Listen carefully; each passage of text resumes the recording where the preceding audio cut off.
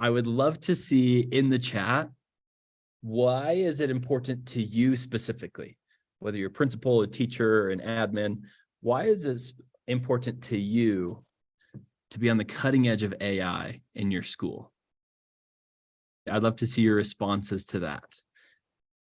I think we all have an individual response to why that would be so important to you and your role. Michael's coming in and he's saying, I want to get ahead of things so that when he works with schools, I can advocate for not blocking it. Michael, do you want to come off mute? I miss your role. What's your role and why is it so important to you that it's not blocked?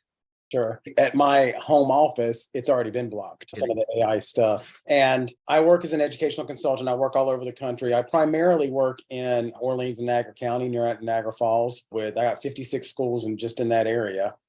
But I'm seeing a lot of opportunities for things and already having conversations with schools about AI, and not necessarily just ChatGPT, but I found a new one today and I can't remember the name of it. I think it might have been Luma, but I don't know if that was your link, how you shared things today, Jethro, but where I took a blog post and it instantly made like this beautiful presentation out of it. And we've been playing with Night Cafe and Starry AI to create artificial intelligence art.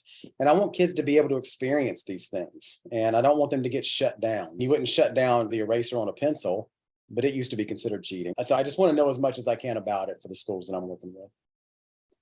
Thank you so much for sharing. I really appreciate the insight. Send me a link to that, Michael. I want to see that thing that you're talking about, if you can find it. That's fascinating. Let me see if I saved it on the computer here.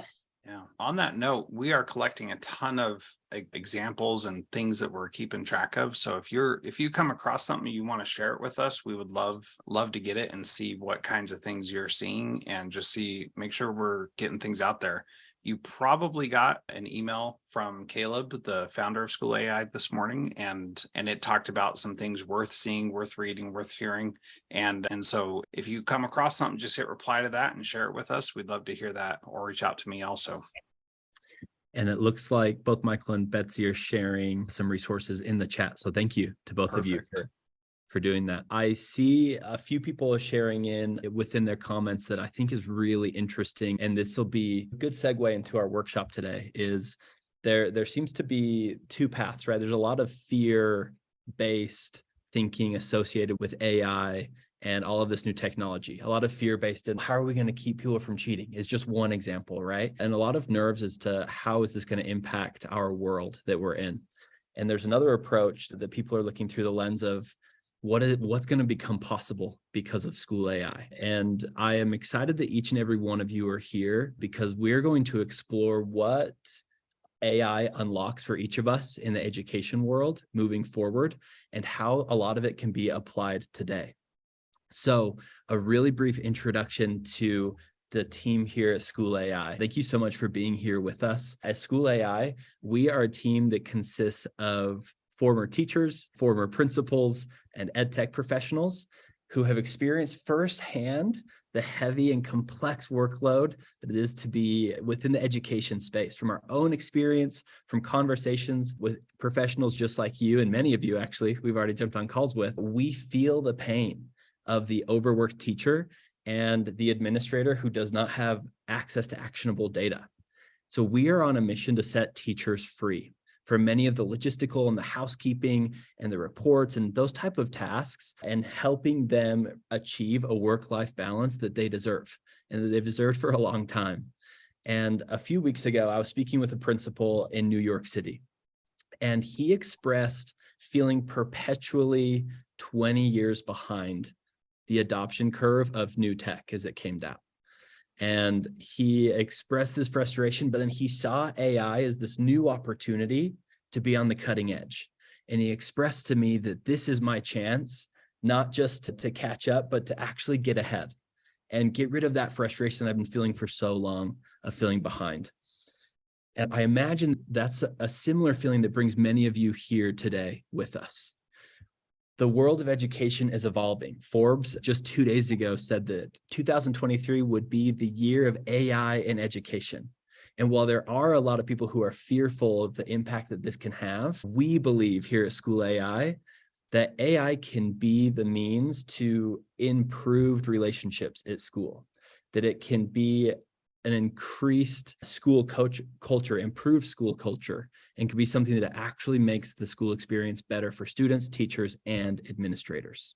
We want to say thank you for being here with us, and we welcome you. By joining us here today, in a lot of ways, you're joining a movement and getting in on the cutting edge of this new tech and being able to be on top of it for all the amazing tools that not only are going to make education better, but are going to make the lives of educators better as well. So thank you so much. We welcome you. We can't wait to be with you. With that, I'm going to turn the time over to Jethro, who's going to be running our workshop today. So Jethro, go for it. Okay, here we go. This is so exciting. I'm so glad you're here. All right, let's first talk about our agenda for today. Number one, we want to get everybody on the same page. Our end goal is to create an intervention plan in seconds, and hopefully it's going to work. We're going to use ChatGPT to make that intervention plan, but we're going to do it in a backdoor way, not by going to the main ChatGPT website, because it's been under a lot of load. And I was sure if I tried to do it live that way, then it would totally fail. So we're going to try to do this in a backdoor way, and hopefully it works out. It's going to be wild. So if you are only on your phone, it's going to be even more difficult for you. If you're on a computer, then that's going to be much better. Okay, so let's start by getting on the same page with AI. So we're going to answer these questions. How does the AI work? What is ChatGPT versus DaVinci? What are the limitations? And then how do you individually access? And we're going to access it in a different way today, like I mentioned. So don't get too stressed about that piece yet. How does the AI work? So they use what are called large language models. And there are a bunch of screenshots in here that I took straight from ChatGPT, and what they said was the answer. So here's the prompt that I put in for large language models, for artificial general intelligence, and for generative artificial intelligence. So a large language model is basically a computer brain that can respond. I asked ChatGPT, explain to me like I'm 5 because I don't understand it. So that ChatGPT said a large language model is like a super smart computer brain that knows a lot about many different things, including words and how to use them to make sentences. It can understand what you type and try to answer your questions and write sentences for you, just like a human would. So that's their explanation of what it is. And I think that's a pretty good explanation as well. Another term that you hear a lot is generative artificial intelligence, which is, when you explain it like the person's 5, is like a magical machine that can make new things by itself, just like how you can use your imagination to make up a story or draw a picture. For example, generative AI can create new songs, pictures, or even write a story all by itself. It uses what it has learned to come up with something new and unique.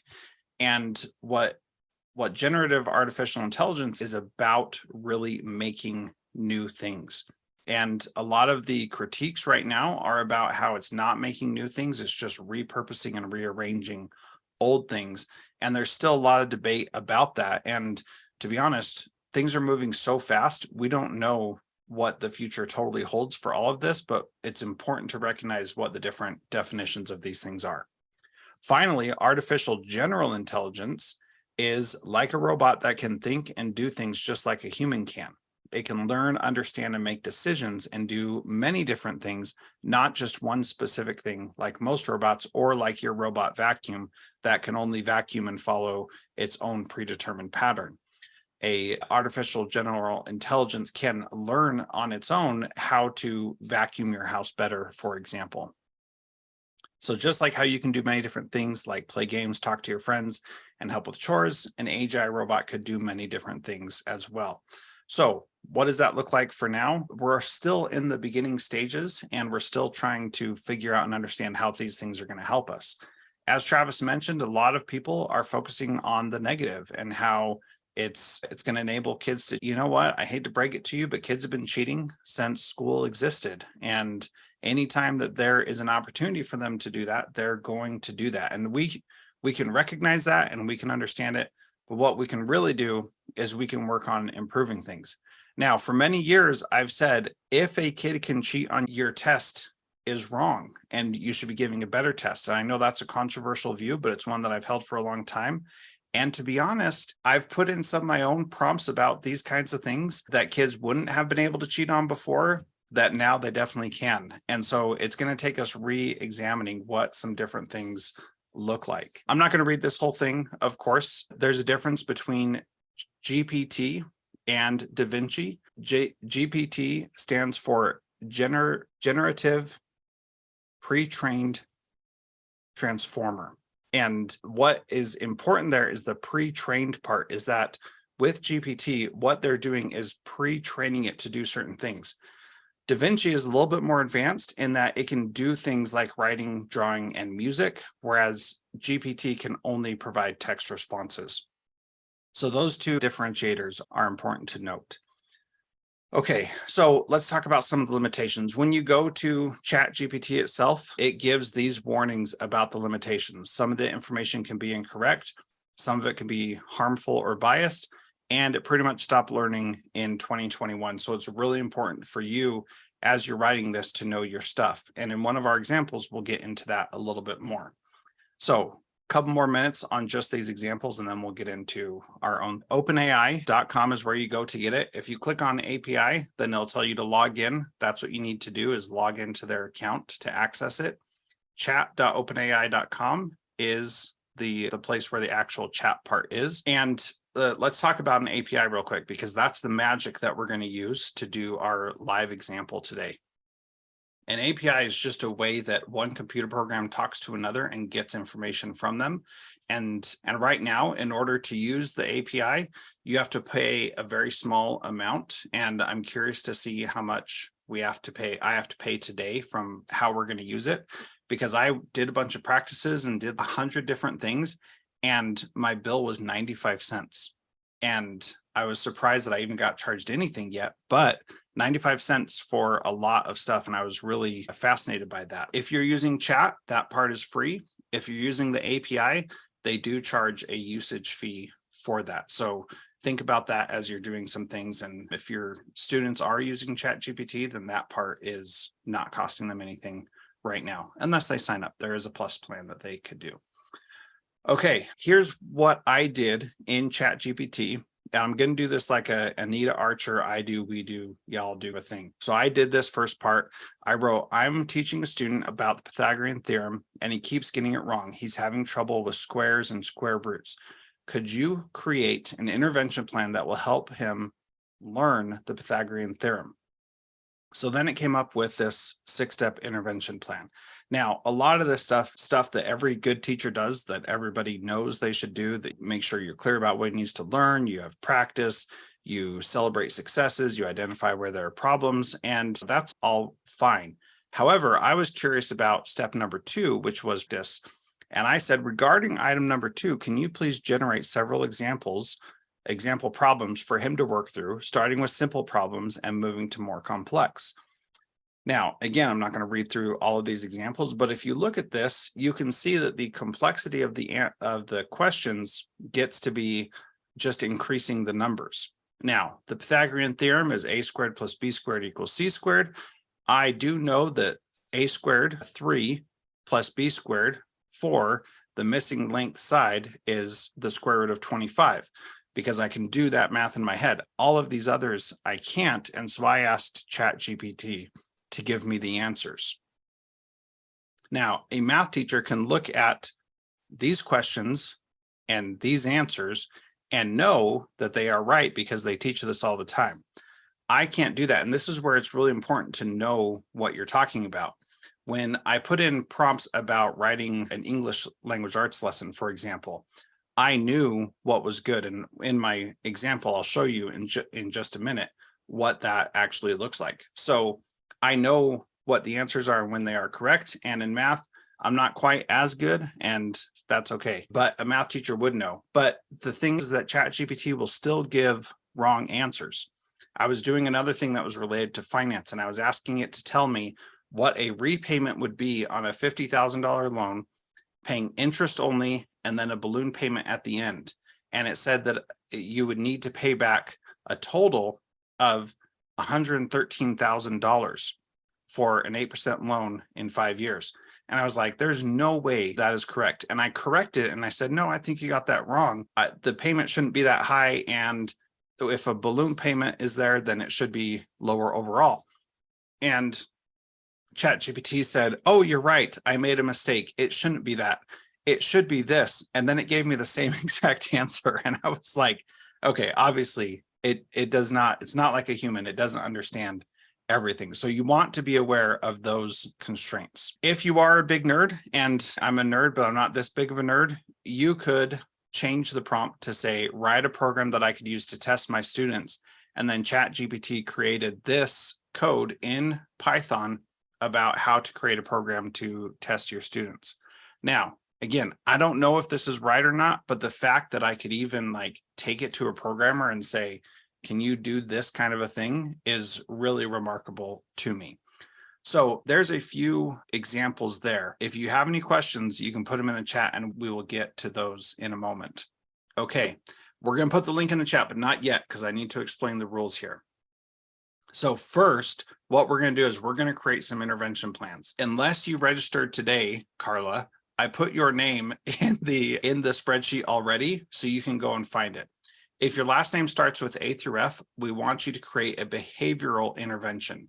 So the prompt is there already. The prompt is create an intervention on this topic. And then your part is going to be coming up with the topic.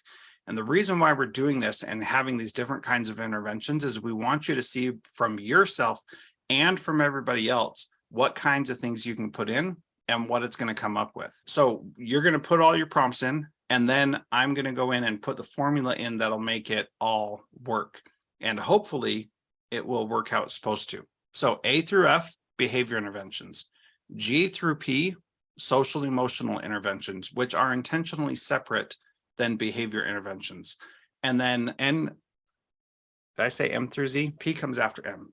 Apologies. The last part of the alphabet, I already put your colors on there. You do an academic intervention. So as you do that, you'll put in an academic intervention, anything that you could be teaching or that you know about, so you can tell whether or not it is good. All right, whether or not their suggestion is good. Now, crafting your prompt, this is important. I wrote, just create an intervention plan. You can change that if you would like to make it more detailed and make it be a better intervention plan for what you're needing. This part is really important, and I can't emphasize it enough. The crafting of your prompt is like 98% of what makes the response good. So you can be very detailed, you can be very loose, you can be very specific about certain things, you can specify the grade level, etc., or you can just say, do an intervention plan about this topic. Either one, any of those is fine. Okay, before I put the link in the chat, I'm going to show you share my screen so that you can see what is happening here. Okay, and my screen's going to be a little bit small also, so bear with me for just a second. Okay, here we go. So this is the screen, what it looks like. You can see your name over here on the left with the different color, and then here's I put the category here, but this is really the first part of the prompt. And then this is the second part, the intervention prompt.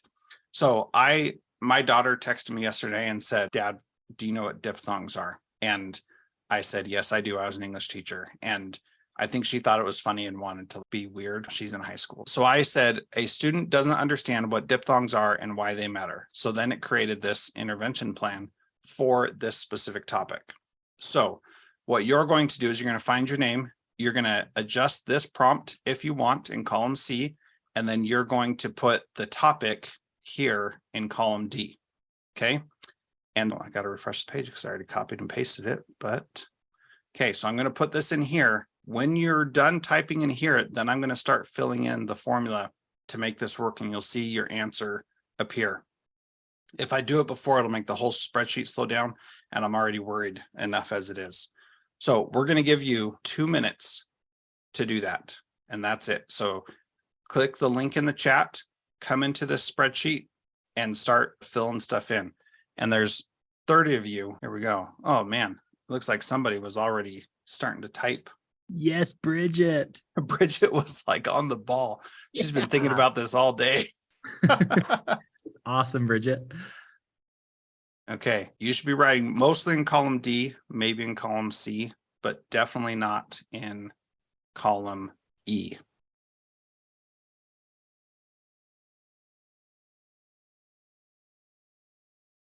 Oh, Jethro, in the chat, Matthew's asking if you can re-put the alphabetical Oh yeah, for activity sure. prompts in the chat. Yep, let me do that. They're actually up here at the top. If you're blue, it's behavior. If you're green, it's social emotional. And if you're red, it's academic. Mindy, congratulations. Yes, you'll get the video recording. Mindy just had a baby. Oh, congrats. All right. That is so happy.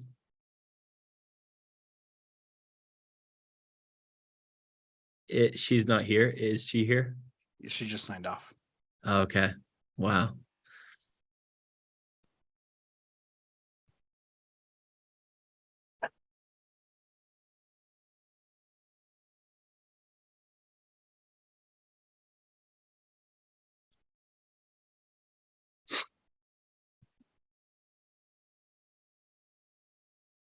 Oh, wow. Bridget, the bus safety rules is so good.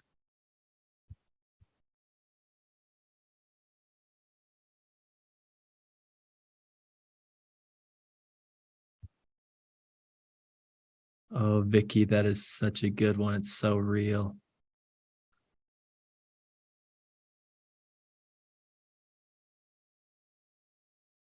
Laura with test anxiety.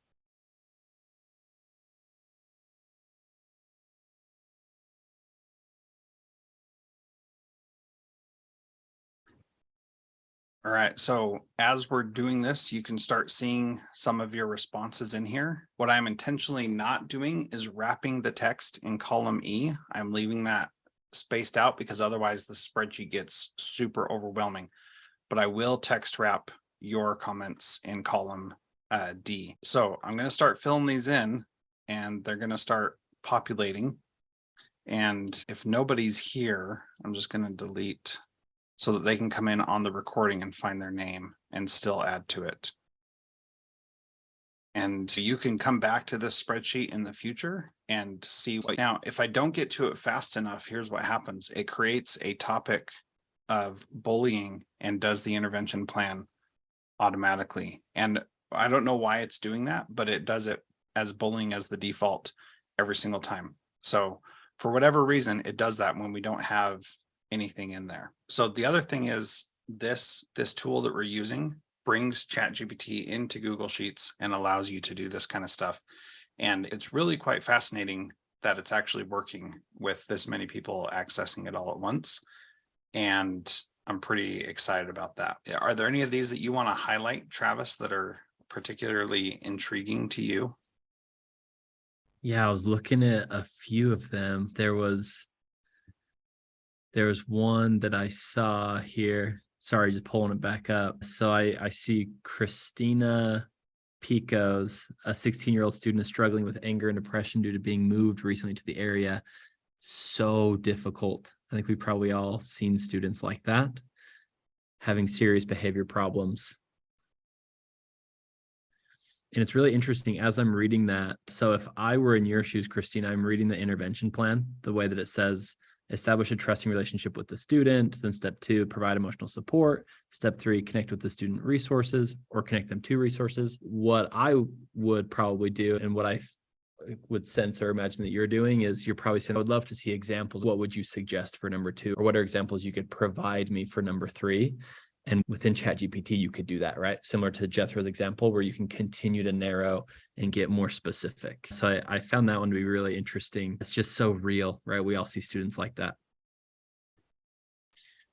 Yeah, and I think something that's really interesting here is that if you're putting these interventions in and you're not like the reason why we wanted you to choose your own thing is because you'll know if it's good advice or not, or if it's worthwhile. And this is a really good place. Christina, if you want to say, have you done those things already? Is this not new? Come off mute and give us a little perspective on that. I've definitely been working on creating that trusting relationship with him and supporting him and helping him to get credits. The emotional support, definitely been acknowledging his anger and telling him, hey, I'd be angry too if I were in your situation. I get it and it's okay, but helping him work to understand that, but he can't direct it at me. So I'm on your side. I'm not the enemy here. Connecting with resources. Yes, we've got him with our homeless advocate and providing him resources and materials and support. Plan for academic success. We're still working on that. And coping skills. He hasn't quite been here long enough for me to do that, but we're getting there. Cool. Thanks for sharing that. Betsy asked a really good question, which I think is the very natural follow-up. So I'm glad that Betsy asked this. She asked if you can chain this formula. And because we're not using ChatGPT itself, and we're using the large language model that it's formulated on, this does not work that well to chain. Although if you want to try to chain it, you certainly could. But really, I did it this way specifically because I didn't want to try to do it live and have it crash on us. So this I was pretty sure would work because it's using the API, not the live thing. In ChatGPT itself, you definitely can chain things together. Like I showed you in the examples, it will remember what you've talked about and remember what it has responded. And in my personal ChatGPT window, I have the whole list of all these different conversations that I've had with it that are now saved. And I can go back into those and re-reference what was talked about before, which is a really cool thing to be able to do. So I hope that you got to see an example of what that looks like, have an idea. So on Belinda's intervention plan, it had 15 steps, which is pretty cool. Yeah, but a lot of those steps are the same. Okay, so why was it doing that? I don't know, but that's not very helpful, is it? But there was a really helpful thing actually in there. So what was it? It was have the student practice writing sentences without punctuation and then read them back. That's kind of cool. Yeah. That one was really good. But then, then they gave a whole bunch of the same thing over and over. I don't know why. Yeah, interesting. Yeah, if I could comment on that, Jethro, I think it's interesting. You'll see this with your students and with us as professionals as well, is that AI and ChatGPT, they're wonderful tools as your assistant to recommend things to you, to get you unstuck, but it's not very good at replacing you. And whether it's you or students that try that, I don't think it's meant for that, right? But it can superpower you. So I love what you said there, Belinda. Yeah. So let's move on. We're going to switch back to the presentation here, and I'll send out the link to the doc and to the tool that I use to make the doc here at the end. So you'll get an automatic thing at the end that says, thanks for joining, and it'll come to you in a short amount of time. We have a little challenge that we would like you to do, that we would like you to practice this and share what you're creating. Go to chat.openai.ai.com and try it out, give it a try, and send it back to us and let us know how it went and what you think. So in the future, we're going to do a bunch of different sessions, and we actually have some other guests coming on that'll be pretty fun, and we'll send more information out about that. These are the things we're going to talk about going forward: planning an interdisciplinary unit, sending positive notes home, writing exit ticket questions, writing and grading assessments. And we're going to talk about all of that stuff and how you can use this tool to help you save time and do better. Now, you'll notice that some of these things seem very teacher heavy and some seem more administrator heavy. We want to be able to reach everybody. We'd really love it if you invited other people to join with you. And some of you have already done a call with us, but if you have not, we would love for you to schedule a call with us, and I'll send out a link to that as well. But if you scan that QR code, that's to get on our calendars right away. We want to talk to as many acting teachers and principals as we can and get your perspective on how this can really help you and what problems. And what we find is that it's pretty easy to say, I wish this problem were fixed, but I don't really know how to fix it myself. And that's what we want to do, is help you figure out how to do it. In that email, also, there's going to be a little feedback thing about how beneficial you thought this was. Little emojis, please do click that. And then we'll be sending out the recording shortly thereafter also. I just want to say thank you to everybody for being here, and I'll turn it back over to Travis to close us out. Cool. Yes, thank you very much, everyone, for being with us. Like I said at the beginning, we just appreciate so much. We feel like we are on a mission, and we're a part of this rising tide and this wave that we can all sense that something big is happening right now. I think that this may be one of the bigger technological advances or one of the biggest inventions really in the history of humankind that may change the way that the world functions. And thank you so much for being here with us as we all are part of this wave together, building tools that are going to make things better for teachers and admin everywhere. So thank you so much. We hope to see you again next week, next Thursday, same time. Link will be sent out to you in the Luma. Thank you so much for being with us. If you would like to hang out and chat, have any other questions, feel free to hang out. If not, that's all we have for you today. Thank you so much for being with us. We appreciate your time. We'll see you next week. Bye, everyone.